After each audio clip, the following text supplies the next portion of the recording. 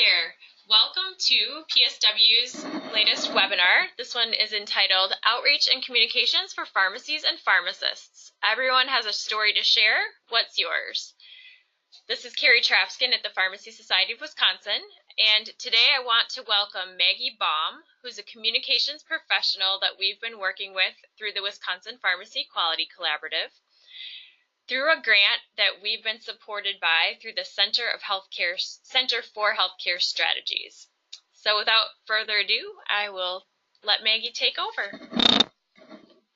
Great, thanks, Carrie. So as Carrie said, I am a communications professional. I do consulting for businesses, nonprofits, and professional organizations.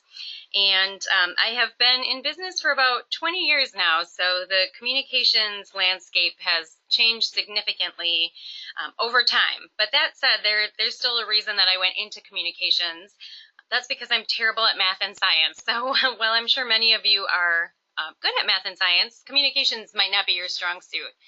Even if it is, we know that often when you have a day-to-day to-do list and patients to care for, that marketing and outreach and communications can fall to the bottom of the to-do list. So today we'll hopefully offer some strategies and tips that can help make communications a priority and help you conduct outreach efficiently. So we will jump right in and get started. What we're going to cover today, just a few points about what we're going to cover in this webinar. First off, we'll start with just an overview of why is outreach or marketing or communications important for pharmacies. What makes news? What is newsworthy? How do you go about gathering and compiling patient stories, reviews, and testimonials? Those third-party reviews or patient testimonials have really become such an important part of how we make a lot of purchase decisions and healthcare decisions. People want to know from other people that you provide a good service or that you have positive reviews. So that's a very key point that we'll talk about today. We'll also talk about why it's okay to toot your own horn, how to choose your channels wisely. There are so many different channels to use to communicate today. I remember back when I started working in this field, we used to have to fax press releases individually to each news or media outlet we were sending to. And when we got software that allowed us to send blast faxes from our computers, that was kind of revolutionary at the time. Now, of course, that was before we had social media and a lot more social and electronic content. So things have changed quite significantly, and there are many, many channels to use. So we'll talk about how to pick and choose where you spend your time and where you invest your precious resources. We will also give you some real recent examples of your colleagues and stories they have shared recently showing positive patient results and impact. And we'll talk about how you can leverage your outreach to increase awareness of comprehensive medication reviews, particularly for those of you who are WPQC certified pharmacies, and to increase the number of CMRs delivered. So just a few things that we'll cover. And we will jump right in with starting with an overview of the importance of outreach and communications for pharmacies. We're going to show you a short video example here to get started. This is an example from Hyatt Pharmacy in Milwaukee. They have a program where they conduct home visits to a refugee population in the city of Milwaukee. And that is something that PSW assisted Hyatt Pharmacy with getting that story placed on one of the Milwaukee TV stations. So here's the clip of that news story. In the hustle and bustle of life, Kevin Shing prefers to take his time.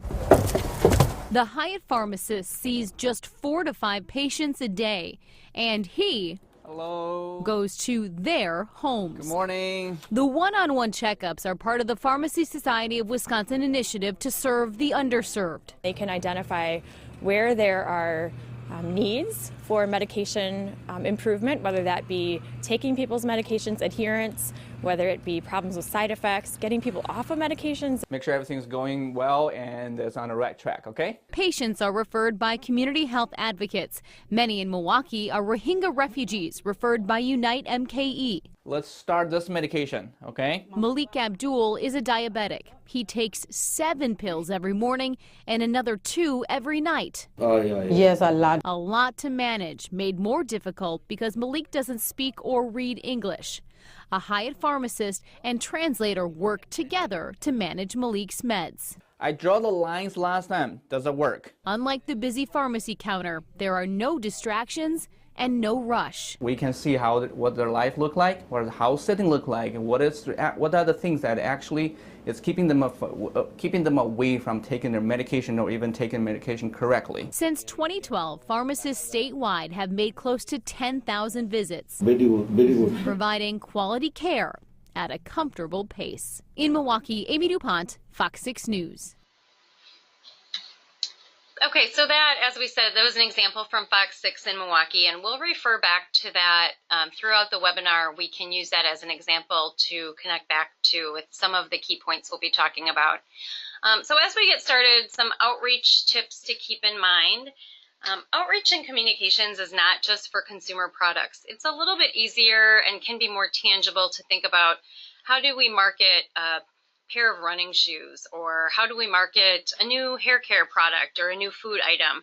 It can be really easy to think about consumer products in those more tangible terms, but outreach and communications is not just for consumer products. In fact, connecting to our second point that it can help build and protect your reputation, it's really important to think about your communications as a way that you connect with people, the way you build your reputation, the way you build relationships, and that's a really important piece of just continuing to build meaningful relationships with your patients and your customers so they can trust you and they can serve as ambassadors and advocates for you. So really, outreach and communications is an investment in your business the same way technology or staff training is an investment in your business. As I just mentioned a moment ago, it can really help your patients become advocates and ambassadors, and that can help generate that really invaluable organic word-of-mouth marketing so that your patients and customers are out there being ambassadors and helping spread your news and spread positive stories about you. Communication is a great way to just connect with your patients, your customers, and your community. Again, it's all about building and reinforcing that relationship. And finally, it's important to keep in mind that if you stop and think about your day, you already are doing things every day that are newsworthy. We're pretty sure of it. So we'll talk a little bit more about that later in the webinar, but for now, I just maybe pause and take a minute or two here to think about what have you done in the past as far as communicating with your target audiences? Has it been effective? What challenges or successes have you had in the past? So just take a moment here to think about that a little bit and sort of set the foundation.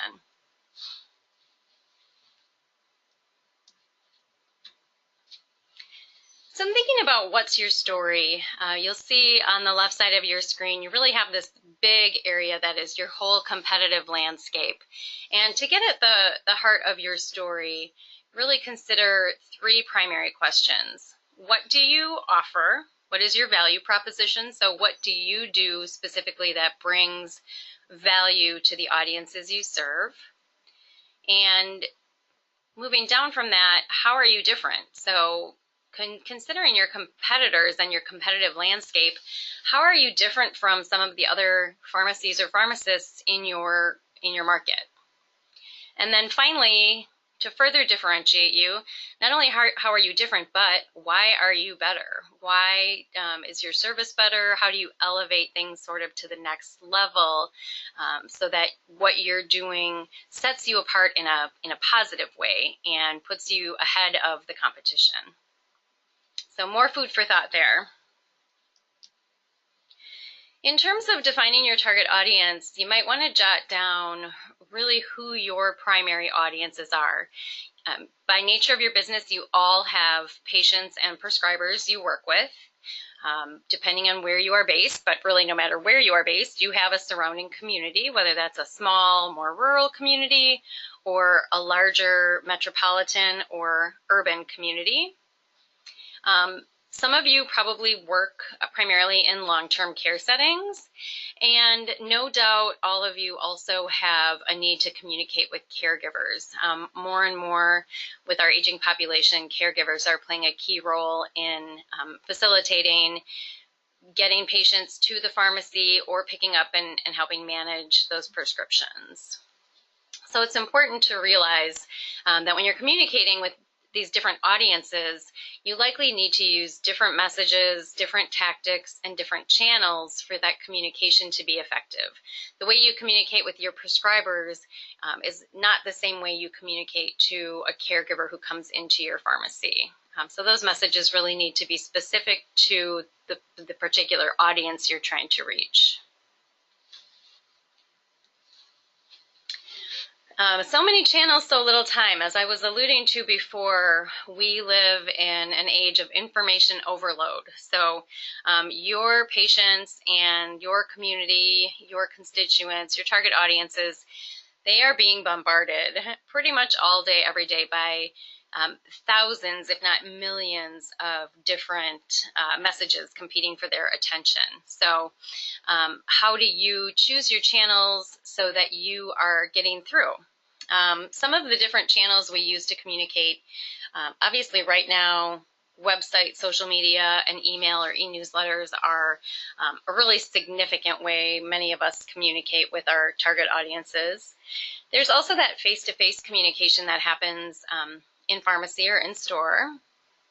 There is also the news media. So this is not, we're not talking in terms of placing an ad in a newspaper or buying airtime on a TV network, but working with the media, as we saw in that example from Hyatt Pharmacy, to share stories, using the news media to help you spread messages about what you're doing, if it's newsworthy and relevant, is a great way to get that third-party endorsement, because it's not you out there paying for an ad, but it is somebody in the media saying, this is important, so we're going to share it for you.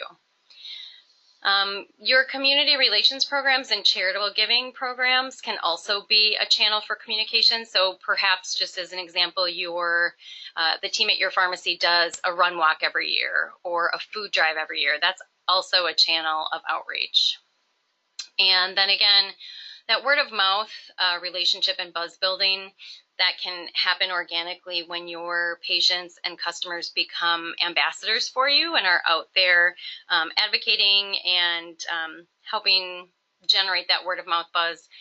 That's also an important channel of communication. So how do you choose where to invest your resources? It's a really important question, because really across the board, not just in professional service industries such as yours, but really across almost all businesses and organizations, resources are limited, right? We only have so much time and so much money to invest. So how do we pick and choose? Well, we'll continue to expand on this, but a great way to find out where you want to invest your time and energy is to do a brief patient survey. So some of you might have a mechanism such as SurveyMonkey, or you might have an email system that you use that allows you to survey constituents electronically. If you do, that's great. It can be as simple as asking them 3 key questions about, do you want to receive emails from us? If so, how often? Once a week, once a month, less than that, more than that? So if you don't have that kind of technological platform available, it can also be as simple as an index card printed out in your pharmacy that you make a point to ask people when they come in. Let them know you're trying to communicate with them more effectively and in the way they want to be reached, and ask them what their preferences are. That can help you determine where to spend your time and energy. So if your target audience is not on Twitter, you really don't need to be on Twitter. If your target audience doesn't want to be receiving emails at all anymore, but they prefer text messages. Maybe you need to look into a text notification or text blast text system if you don't already have one. So asking your constituents can go a long way in helping you prioritize. There is really no need at this point. There's so many social and electronic platforms to use for communication, and there's no need to invest in all of them and spread yourself really thin. I always advise that it makes sense to pick 2 or 3 that work well for you and that reach your target audience and do those well, rather than spreading yourself too thin and not seeing that return.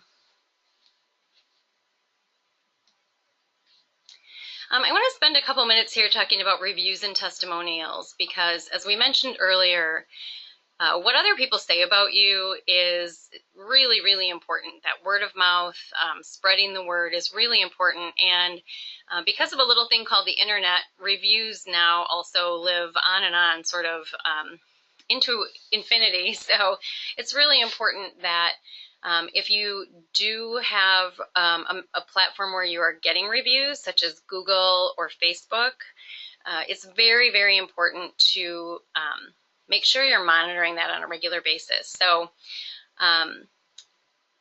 to get started, let's talk a little bit about reviews versus testimonials. Reviews are something that, a statement that someone makes about you, and they can come in all shapes and sizes, long, short, positive, negative. Testimonials, for the purposes of our discussion today, are more when you go out and actually seek a story from a patient.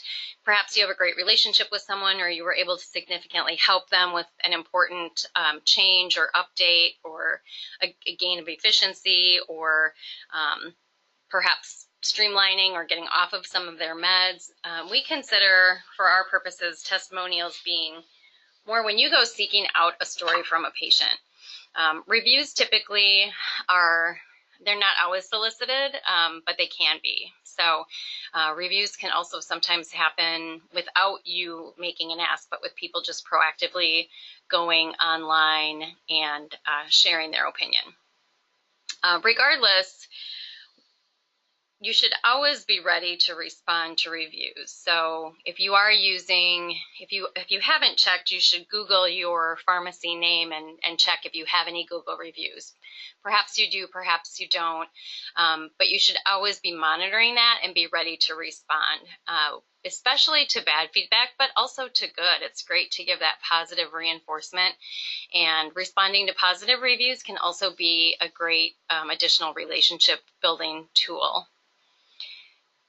Again, the channels you choose here are important. It doesn't have to be all or nothing. I would just encourage you, for example, if you have a Facebook page but you don't keep it populated, consider whether or not it might make sense to just delete it. If you're not really using it and people do happen to go there and post reviews, if you're not committed to monitoring it and keeping it up to date, it might make sense to just delete it altogether. In my opinion, it's more important, again, to have the channels that you do use be current and up to date and interactive and well managed than to be everywhere all the time. And some ideas for how you might solicit or encourage reviews and testimonials. Again, this can be as simple as the index card in store type thing, or it can be a little bit more of a streamlined electronic process if you have those capabilities. Perhaps you can set up a mechanism when somebody picks up a prescription, they automatically get an email asking them to give a review on a particular channel. If you're a big Google user or a big Facebook user, you might want to encourage and direct people to use that platform or that channel to leave reviews. So we'll get to more at the end too about how we can help you sift through some of this, but just a few thoughts to get started as far as reviews and testimonials. So let's talk a little bit about what does make news, or what is newsworthy. And if you think about it, a lot of things you do in your average day, some of you may realize this, some of you may need to stop and take a step back and just, spend a few minutes thinking about your average day. But most likely your average day already holds things that are great, that are newsworthy, that are exciting. A lot of value-added services, whether that's with tobacco cessation, diabetes care, a delivery service, adherence packaging, immunizations or med synchronization. All those things can be really valuable to your community and are worth talking about. If you don't share your news, there's a good chance nobody else is going to just be doing it on your behalf. So it's up to you to start talking about it. CMRs, for those of you who do them, definitely are newsworthy, especially if it's something that is not abundantly available in your community. Any pilot programs or trials, anything you're doing that's beyond just filling and dispensing. And we know from experience that you're all doing more than just filling and dispensing. Any community partnerships or links you have to community organizations, again, whether that is fundraising, food drives, run walk events, things like that, partnerships with senior centers. And aside from what you're doing in regards to your outward communication, your internal team philosophy and approach can also be an appropriate item for sharing in the news if you're doing something new or different with your team. So last year, prior to the PSW annual meeting, we actually went out and proactively were seeking stories for things along these lines that people were doing that were newsworthy. And we do have a series of videos of those stories that we'll share a link to that for you to be able to go watch those. But just a few examples of some of the stories we uncovered when we went looking last year.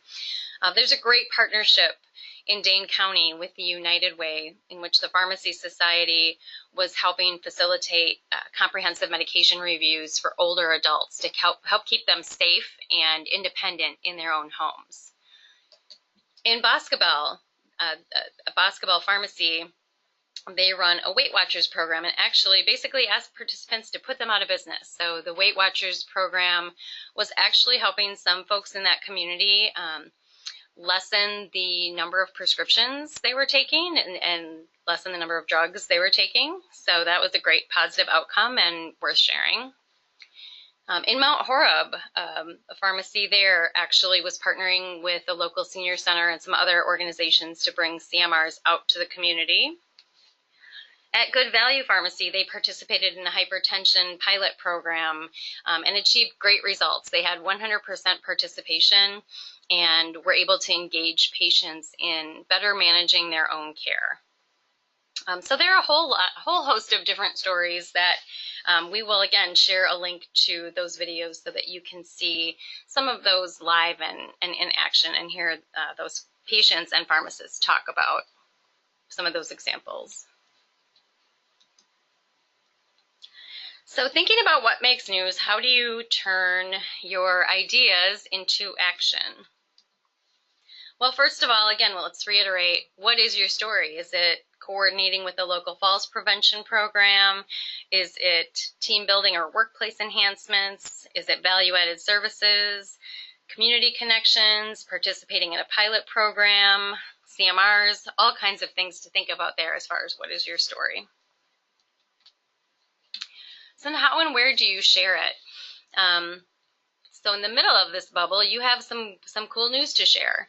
And surrounding that, around in that circle, you see all different places that you might share that story, whether it's printed materials that are bag stuffers or postcards, whether it's in store, such as a flyer or other materials at your register, whether it's in the local news media.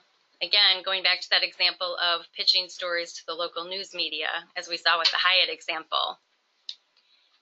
Whether it's via email, social media, or some of those electronic platforms that we've talked about.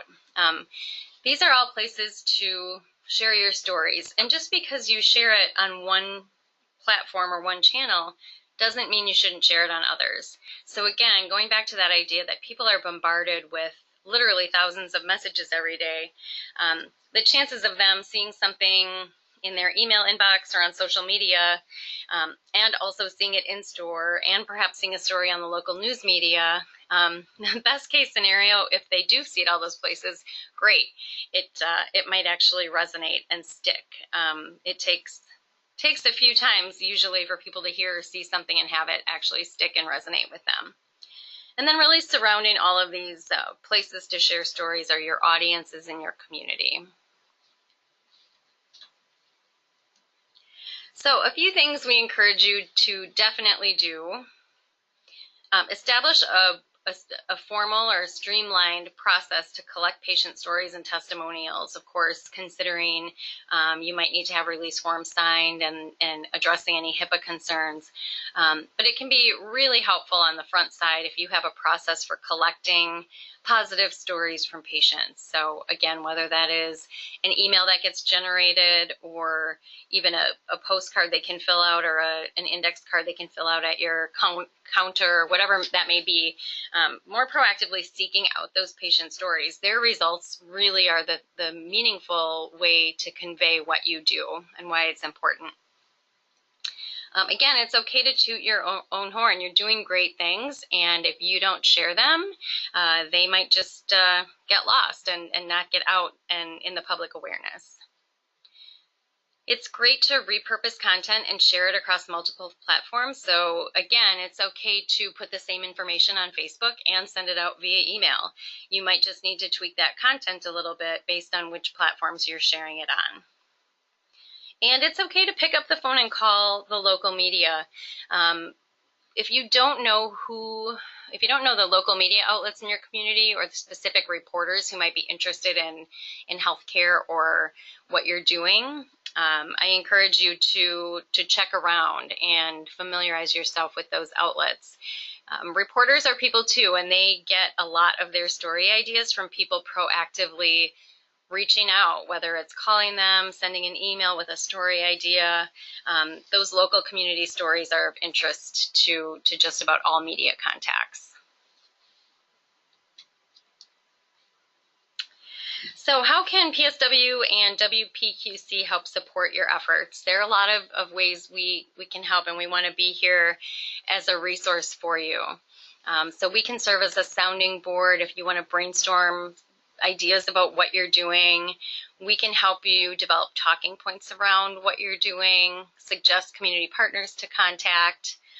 We can use our channels to share your news. So again, that repurposing and sharing more broadly. If you have news to share that you're putting out on Facebook, let us know. We can share it. We can put it on our social media channels too. And we have a series of already developed free promotional materials available for use as well. So in closing today, we have just a bit of a challenge for you to just take a few minutes in your day and stop and outline a topic or story that you think is important, that is newsworthy, just using a few simple, concise bullets. You don't have to worry that it's perfectly written, but just summarizing in a few bullets. And then identify at least two channels you could use to share your news. Identify at least one local media outlet that might be interested in your story. And identify at least one community group that might be an interested partner or collaborator. So whether that's a senior center or an organization such as the United Way example we gave in Dane County. As we said, there are a lot of ways we can support you in doing this. We encourage you to stop first and take a few minutes to think about what you're doing. Maybe look at your daily calendar with fresh eyes and jot down a few ideas about what you're doing that is newsworthy and that's worth sharing. So thank you. So thank you very much to Maggie Baum. I just want to reiterate that PSW is here to help you. If you want to reach out to us, sharing a story, getting our opinion on whether we have any insight or can connect you with anybody who might be able to help you promote your story or simply to promote it on our channels, please give us a call at PSW, or you can email me and I will get you to the right place. So again, thanks so much to Maggie Baum for being here, and thanks to the Center for Healthcare Strategies for supporting this work. And we'll leave it at that, and we'll talk to you soon. Thanks, everybody. Bye-bye.